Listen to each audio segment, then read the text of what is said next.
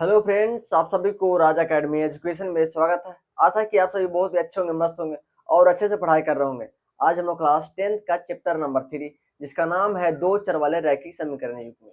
इस चैप्टर के बारे में हम लोग बहुत ही बेसिक से और शानदार तरीके से हम लोग समझेंगे। चलिए हम लोग चैप्टर की ओर बढ़ते हैं। तो हमारा चैप्टर है दो चर वाले रैखिक समीकरण युग्म। इसमें कहा गया है दो चर। हमने पिछले वीडियो में बताया था कि चर का मतलब क्या होता है। चर का मतलब होता है एबीसीडी के जितने भी लेटर होते हैं वो चर कहलाते हैं, लेकिन इसमें सिर्फ बात किया गया है दो चर, जिसको हम लोग समझते हैं। तो दो चर हमने मान लिया, क्या मान लिया? एक्स और वाई माना, एक्स और वाई, क्योंकि ये दो चर है। एबीसीडी के जितने भी लेटर होते हैं वो चर कहलाते हैं ना। हम लोग सिर्फ दो चर मान लिए हमने कि दो चर ही है। रैखिक समीकरण यानी कि दो चर से जो समीकरण बनेंगे मिलकर वो कैसा बनेगा? तो रैखिक बनेगा। लेकिन इसमें और भी कहा गया है कि युग्म। युग्म का मतलब होता है जोड़ा होता है, यानी समीकरण जो होगा, जो दो चार से जो समीकरण बनेंगे वो रैखिक होंगे लेकिन जोड़ा के रूप में होंगे। चलिए इसके हम लोग व्यापक रूप से समझते हैं। तो व्यापक रूप इसका होता है a1x plus b1y plus c1 बराबर 0, a2x plus b2y plus c2 बराबर 0। ये कैसा समीकरण है? तो समीकरण युग्म यानी कि जोड़ा के रूप में है, और वो भी कैसा समीकरण है? तो रैखिक समीकरण है। ये इसका व्यापक रूप होता है। चलिए इसके बारे में हम लोग जानते हैं। तो यहाँ पर क्या है? यहाँ पर x और y है। x y क्या कहलाएंगे? यहाँ पर लिखेंगे x और y क्या कहलाएंगे? तो कहलाएंगे चर, है कि नहीं? और उसके बाद है a1 b1 c1 a2 b2 c2, सब क्या है? तो कहेंगे इसको अचर कहेंगे। क्या कहेंगे? इसको अचर कहेंगे। लेकिन एक बात और आप लोग ध्यान में रखिएगा, अगर हम a1 के जगह पर अगर हम 0 बैठाते हैं तो क्या x समान निकलेगा? तो बिल्कुल नहीं। तो यहाँ पर हो जाएगा, अगर हम a1 के जगह पर अगर हम लोग रखते हैं 0 तो क्या ये होगा? नहीं, बिल्कुल नहीं। तो a1 बराबर 0 नहीं हो सकता। अगर हम b1 के जगह पर रखते हैं 0 तो ये भी नहीं होगा। तो आशा करता हूँ कि आप लोग को समझ में आ गया होगा। चलिए हम लोग एग्जाम्पल की सहायता से हम लोग समझते हैं। तो उदाहरण में होगा 2x माइनस 3y प्लस 2 बराबर 0 और 6x माइनस 9y प्लस 5 बराबर 0। ये कैसा समीकरण है? तो समीकरण रैखिक है। जिसका पावर 1 होता है वो कहलाता है रैखिक, है कि नहीं? लेकिन इसमें जो भी समीकरण है वो कैसा है? युग्म में है, जोड़ा के रूप में है। इसी को हम लोग बोलेंगे दो चर वाले रैखिक समीकरण युग्म। एक और एग्जाम्पल है 8x प्लस 5y बराबर 9 है, और दूसरा है 3x प्लस 2y बराबर 4 है। ये हमारा समीकरण है जो कि जोड़ा के रूप में है। इसमें भी थोड़ा सा इसको हम लोग हल कर सकते हैं। 8x plus 5y plus 9 minus 9 बराबर 0। यहाँ हो जाएगा 3x प्लस 2y, जब प्लस 4 है तो इस साइड लाइए तो बन जाएगा -4 बराबर 0। ये हमारा समीकरण बन गया। तो आशा करता हूँ कि आप लोग को समझ में आ गया होगा। तो आगे हम लोग पढ़ेंगे रेखाएं के बारे में, यानी रेखाएं क्या होती है, रेखाएं को कितने भागों में बांटा गया है। तो रेखाएं को मूल रूप से 3 भागों में बांटा गया है। पहला है प्रतिच्छेदी रेखाएं, दूसरा है समपाती रेखाएं और तीसरा है समांतर रेखाएं। चलिए इसके बारे में हम लोग बारीकी से हम लोग समझते हैं कि क्या होती है। तो पहला है प्रतिच्छेदी रेखाएं। प्रतिच्छेदी रेखाएं का मतलब होता है वैसी रेखाएं जो एक रेखा दूसरी रेखा को क्या करे? काटे, उसको बोलते हैं प्रतिच्छेदी रेखाएं बोलते हैं। चलिए इसको हम लोग समझते हैं। यहाँ पर आप लोग देखिए कि ए बी क्या है? एक रेखा है जिसमें पीक्यू पीक्यू जो रेखा है वो ए बी रेखा को क्या कर रहा है? काट रही है। इसको बोलेंगे प्रतिच्छेदी रेखाएं बोलेंगे। इसका साथ होता है a1 बटा a2 इक्वल नोट b1 बटा b2, जो कि बराबर नहीं है।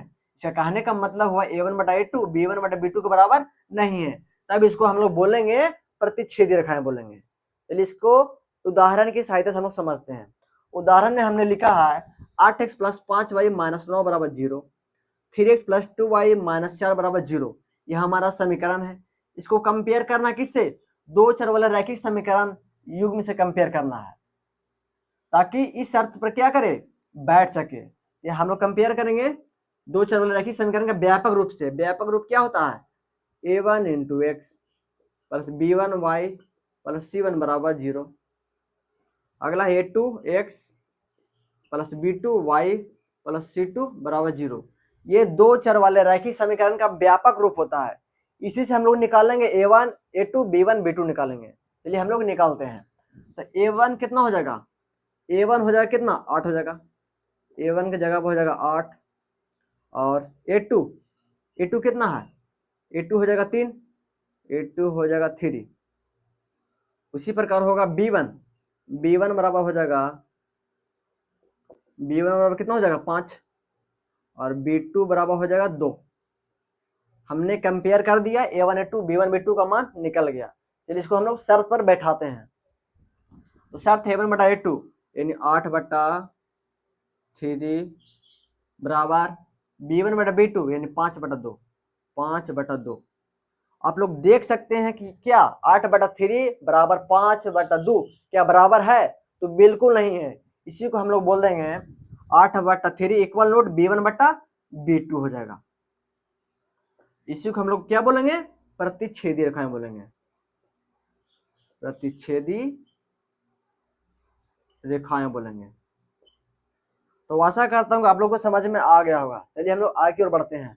और इस समीकरण का जो हल हम लोग किए हैं, इसमें कहा गया हलों की संख्या, यानी कि प्रतिच्छेदी रेखाएं जो होती हैं उनके हलों की संख्या कितनी होती है।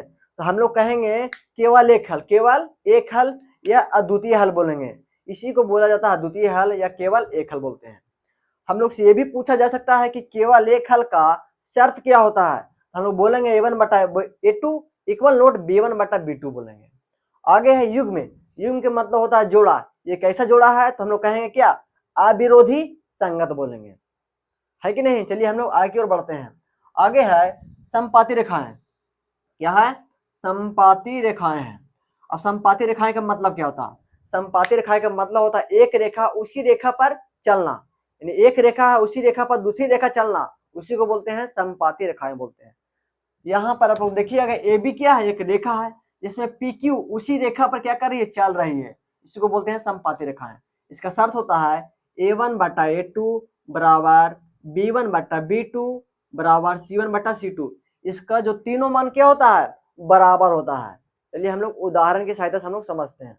तो उदाहरण में हमने लिखा है x प्लस 2y प्लस 3 बराबर 0, 3x प्लस 6y प्लस 9 बराबर 0। इसको भी कंपेयर करेंगे, किससे करेंगे, दो चर वाले रैखिक समीकरण युग्म का व्यापक रूप से करेंगे। चलिए हम लोग करते हैं। तो यहाँ पर हो जाएगा a1 बराबर कितना हो जाएगा 1 और a2 बराबर हो जाएगा 3, है कि नहीं। और b1 बराबर हो जाएगा, यानी कि b1 बराबर हो जाएगा कितना 2, b2 बराबर हो जाएगा 6 और c2 कांस्टेंट है ना, c2 हो जाएगा 3 और c1 हो जाएगा 3 और c2 होगा 9 होगा। ये a1 a2 b1 b2 और c1 c2 निकल गया। चलिए इसको हम लोग शर्त पर बैठाते हैं।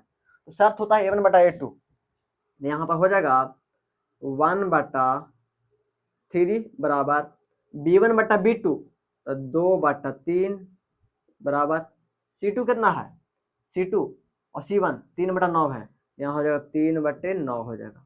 अब लोग देखिएगा कि यहाँ पर क्या हो रहा है, कट रहा है, नहीं b1 बराबर 6 है ना, 6 बैठा देंगे। यहाँ पर काटेगा 2 एकम 2, 2 तिया 6, 3 बार कट गया, 3 एकम 3, 3 तिया 9। इसका मान कितना गया, इसका मान आ गया 1 बटा 3, इसका मान आ चुका है 1 बटा 3 बराबर 1 बटा 3 बराबर 1 बटा 3। ये हमारा मान निकल चुका है। आप लोग यहाँ पर देख सकते हैं कि क्या इस समीकरण का जो भी हल आया है 1 बटा 3 1 बटा 3 1 बटा 3, इसका तीनों मान क्या है, बराबर है। a1 बटा a2 b1 बटा b2 और c1 बटा c2 तीनों बराबर है। तब इसको कहेंगे हम लोग कि ये क्या, कौन सी रेखाएं हैं, तो समपाती रेखाएं हैं। इसको क्या बोलेंगे हम लोग, समपाती रेखाएं बोलेंगे। और इसमें जो हलों की संख्या होगा वो क्या होगा, अनगिनत हल होगा। इस समीकरण जो है क्या होगा, अनगिनत हल होगा। और युग्म कैसा होगा, तो आश्रित होगा, इसको बोलते हैं संगत। तो हम लोग से ऑब्जेक्टिव में पूछा जा सकता है कि अनगिनत हल का शर्त क्या होता है, अनगिनत हल का शर्त क्या होता है। हम लोग बोलेंगे a1 बटा a2 बराबर b1 बटा b2 बराबर c1 बटा c2 बोलेंगे। तो आशा करता हूँ आप लोगों को समझ में आ गया होगा। चलिए हम लोग आगे की ओर बढ़ते हैं। आगे है समांतर रेखाएं।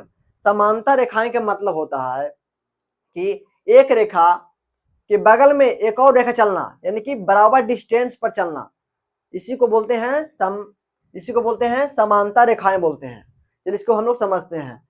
यहाँ पर ए बी क्या है, एक रेखा है, जिसमें पी क्यू क्या है, एक और रेखा है, जो कि बराबर डिस्टेंस पे क्या हो रहा है, चल रही है। ट्रेन की पटरी आप लोग तो देखे होंगे, उसी प्रकार सेम टू सेम। तो इसका शर्त होगा A1/A2 बराबर B1/B2 इक्वल नोट C1/C2, यानी A1/A2 और B1/B2 बराबर होगा, लेकिन C1/C2 बराबर नहीं होगा। इसको हम लोग बैठाते हैं। तो उदाहरण में हमने दिया है 2x - 3y + 2 बराबर 0, 6x - 9y + 5 बराबर 0 है। ये हमारा समीकरण है। इसको कंपेयर करेंगे दो चर वाले रैखिक समीकरण का व्यापक रूप से करेंगे कंपेयर। तो यहाँ पर हो जाएगा a1 बराबर 2, a2 बराबर हो जाएगा कितना, a2 बराबर हो जाएगा 6, b1 बराबर हो जाएगा -3, b2 बराबर हो जाएगा -9 और c1 बराबर हो जाएगा 2 और c2 बराबर हो जाएगा 5। ये a1/a2 और c1/c2 निकल गया है। तो हम लोग क्या करेंगे, इसको जांचेंगे, यानी कि समांतर रेखाएं का जो शर्त होता है उस पर क्या करेंगे, जांचेंगे। चलिए हम लोग जांचते हैं।